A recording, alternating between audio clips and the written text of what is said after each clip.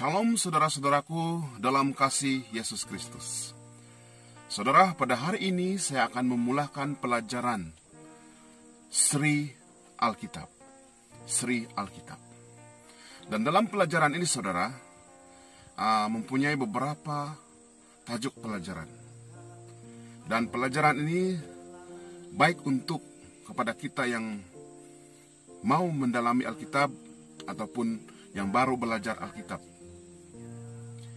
Saudara-saudaraku dalam kasih Yesus, pada pagi ini saya akan menyampaikan pelajaran yang pertama, yang bertajuk Tujuan Tuhan Mencipta Manusia. Tujuan Tuhan menciptakan manusia. Oke, mari kita berdoa.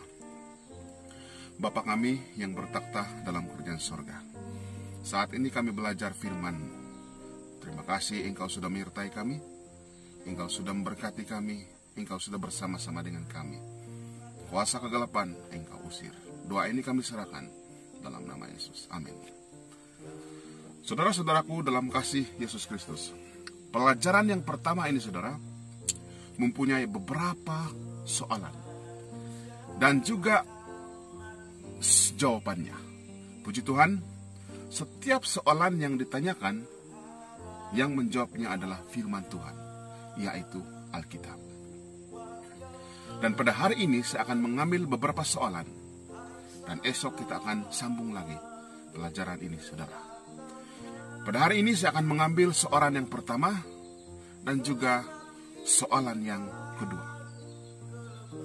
Saudaraku dalam kasih Tuhan, soalan yang pertama berbunyi seperti ini.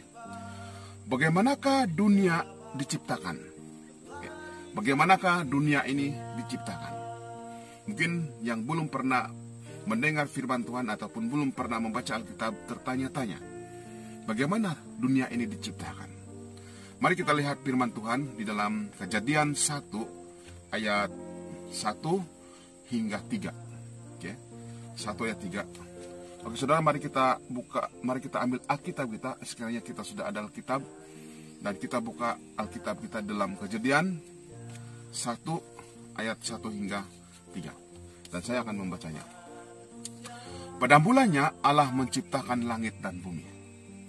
Bumi belum berbentuk dan kosong, gelap gulita menutupi samudera raya, dan roh Allah melayang-layang di atas permukaan air. Berfirmanlah Allah, jadilah terang, lalu terang itu jadi. Kejadian 1 ayat 1 hingga 3. Dan kita lihat lagi di dalam Mazmur 33 ayat 6 dan juga 9. Mazmur 33 ayat 6 dan juga 9. Oke, saudara, yang berfirman,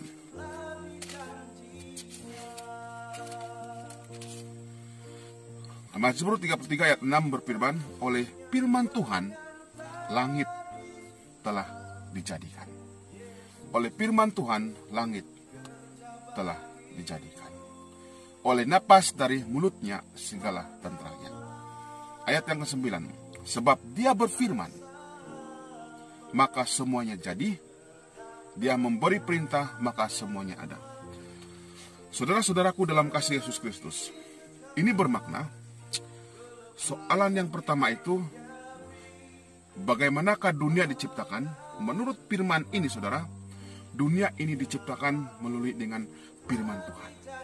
Ataupun bahasa yang senang kita paham, percakapan, melalui percakapan Tuhan, perkataan Tuhan. Apabila Tuhan mengatakan, jadilah, terus jadi saudara. Begitulah dunia, cara Tuhan menciptakan dunia ini, yaitu melalui firman-Nya. Oke, saudara, soalan yang pertama kita sudah jawab. Manakala soalan yang kedua? Mari kita tengok kepada soalan yang kedua. Apakah yang diciptakan dan pada hari apakah itu diciptakan? Saudara, apakah yang diciptakan Tuhan dari hari yang pertama, hari kedua, hari ketiga, hari keempat, dan juga hari kelima, dan hari keenam, dan hari ketujuh? Apa yang Tuhan ciptakan? Oke, kita akan melihat jawabannya di dalam firman Tuhan, di dalam Kejadian 1 ayat 3 hingga Kejadian 2 ayat 3. Oke, saudara. Kejadian 1 ayat 3 sehingga Kejadian 2 ayat 3. Ayat ini terlalu panjang untuk kita baca. Namun saya percaya kita masing-masing adalah kitab dan kita akan buka firman ini dalam Kejadian 1 ayat 3 hingga Kejadian 2 ayat 3. Oke. Untuk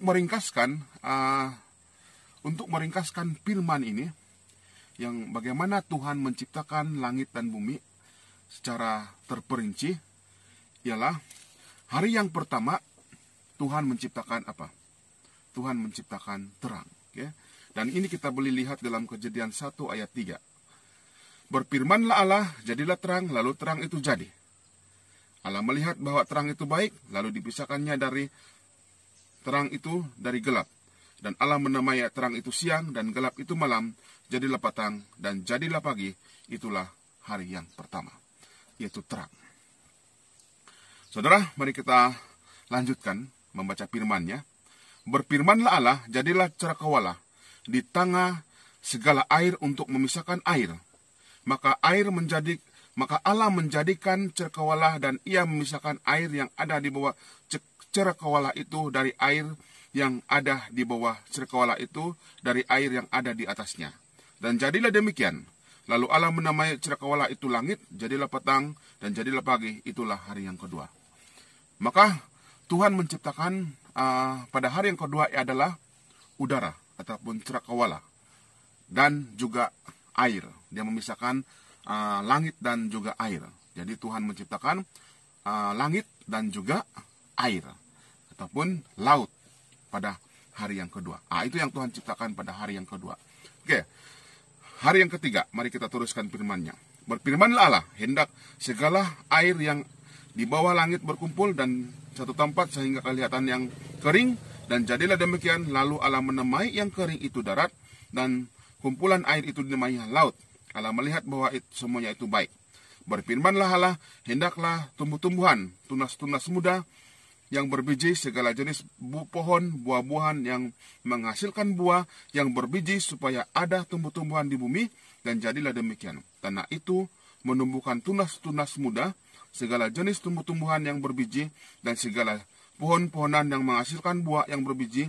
Allah melihat bahwa semuanya itu baik, jadilah petang, jadilah pagi. Itulah hari yang ketiga. Saudara, pada hari yang ketiga, Tuhan menciptakan darat. Tuhan menciptakan darat. Okay? Lalu Tuhan juga menumbuhkan tumbuh-tumbuhan di darat. Tumbuh-tumbuhan di darat pada hari yang ketiga. Oke, saudara. Dalam hari yang pertama, hari yang kedua, hari yang ketiga, Tuhan sudah ciptakan rumahnya. Contohnya, kalau kita menciptakan rumah, kita sudah siap untuk ciptakan rumah. Oke? Manakala hari yang keempat, Tuhan mengisi rumah yang telah sudah siap dicipta itu, saudara. Contohnya terang. Oke. Terang. Oke, contohnya terang, saudara. Oke. Tuhan ciptakan hari yang pertama, dan Tuhan isi ini pada hari yang keempat. Tuhan isi ini pada hari yang keempat. Apa yang Tuhan ciptakan hari yang keempat? Mari kita lihat. Berfirmanlah Allah, jadilah benda-benda penerang pada cakrawala untuk memisahkan siang dan dari malam. Biarlah benda-benda penerang itu menjadi tanda yang menunjukkan masa-masa yang tetap dan hari-hari dan tahun-tahun. Dan sebagai penerang pada cakrawala, biarlah benda itu menerangi bumi. Dan jadilah demikian, maka Allah menjadikan kedua-dua penerang yang besar itu, yakni yang lebih besar itu menguasai siang, dan yang lebih kecil untuk menguasai malam, dan menjadi juga bintang-bintang. Allah menaruh semuanya itu di cakrawala untuk menerangi bumi, dan untuk menguasai siang dan malam, dan untuk memisahkan terang dari gelap. Allah melihat bahwa semuanya itu baik. Jadilah petang dan jadilah pagi. Itulah hari yang keempat. Jadi hari yang keempat Tuhan mengisi ciptaan terang. Tuhan cipta apa? Matahari menerangi pada waktu siang, dan bulan menerangi pada waktu malam dan bintang-bintang menghiasi awan pada waktu malam. Dan semua itu memberikan terang kepada dunia. Saudara, manakala hari kelima Tuhan mengisi ciptaan Dia yang hari kedua. Apakah Tuhan cipta pada hari yang kedua itu, saudara? Udara ataupun langit, laut, dan air. Oke, pada hari kelima Tuhan akan mengisi udara ataupun langit dan juga air. Apakah kehidupan di udara dan juga di air? Mari kita lihat terusnya. Berfirmanlah Allah, hendaklah dalam air berkeriapan makhluk yang hidup, dan hendaklah burung berterbangan di atas bumi melintasi cakrawala. Maka Allah menciptakan binatang-binatang laut yang besar dan segala jenis makhluk hidup yang bergerak, yang berkeriapan dalam air, dan segala jenis burung yang bersayap. Allah melihat bahwa semuanya itu baik, lalu Allah memberkati semuanya itu. Firman-Nya, berkembang biaklah dan bertambah banyaklah, serta penuhilah air dan dalam laut. Dan hendaklah burung-burung di bumi bertambah banyak. Jadilah petang dan jadilah pagi, itulah hari yang kelima. Bermakna Tuhan menciptakan hari yang kelima ialah burung-burung. Dia mengisikan langit ataupun udara. Dan juga ikan yaitu kehidupan di dalam air, kehidupan di dalam laut. Jadi terisilah ciptaan Tuhan yang kedua itu, yaitu burung-burung dan juga ikan. Oke, manakala hari yang keenam, Tuhan mengisi ciptaan Dia yang ketiga, yaitu darat. Tuhan mengisi ciptaan Dia yang ketiga, yaitu darat. Namun sebelum ini Tuhan sudah tumbuhkan tumbuh-tumbuhan. Namun Dia akan mengisikan benda yang hidup, yaitu apa? Mari kita lihat apakah Tuhan cipta pada hari ke-6. Berfirmanlah Allah, hendaklah bumi mengeluarkan segala jenis makhluk yang hidup, ternak dan binatang melata dan segala jenis binatang liar. Allah menjadikan segala jenis binatang liar dan segala jenis ternak dan segala jenis binatang melata di muka bumi. Allah melihat bahwa semuanya itu baik. Berfirmanlah Allah, baiklah kita menjadikan manusia menurut gambar dan rupa kita, supaya mereka berkuasa atas ikan-ikan di laut dan burung-burung di udara dan di atas ternak dan di seluruh bumi dan atas segala binatang melata yang merayap di bumi. Maka Allah menciptakan manusia itu menurut gambarnya, menurut gambar Allah diciptakannya dia, laki-laki, perempuan, dan diciptakannya mereka.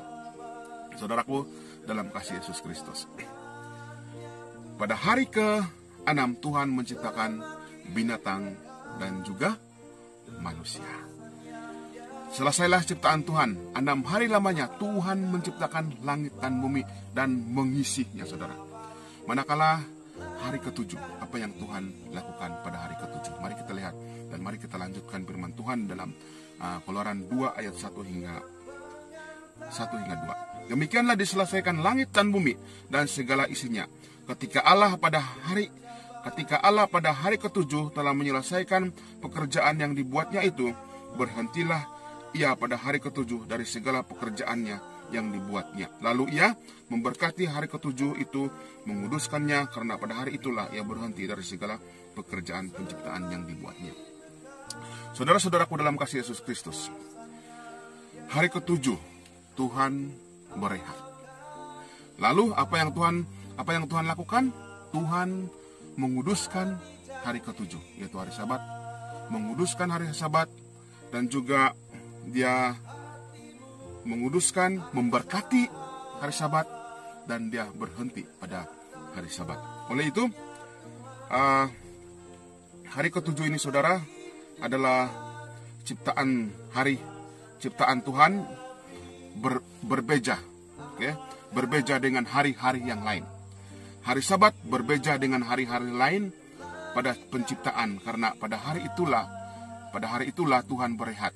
Hari itu dicucikan dan diistimewakan, kita akan melihatnya dan kita akan harus menguduskan, menyucikan, dan kita harus berhenti pada hari Sabat, saudara. Saudara-saudaraku dalam kasih Yesus Kristus, terima kasih atas perhatian kita belajar 2 soalan dan jawaban yang telah kita belajar pada hari ini. Esok kita akan bertemu kembali pelajaran yang seterusnya. Tuhan memberkati.